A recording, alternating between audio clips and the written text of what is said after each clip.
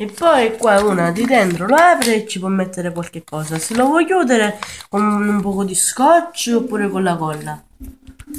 Ciao e buon Natale!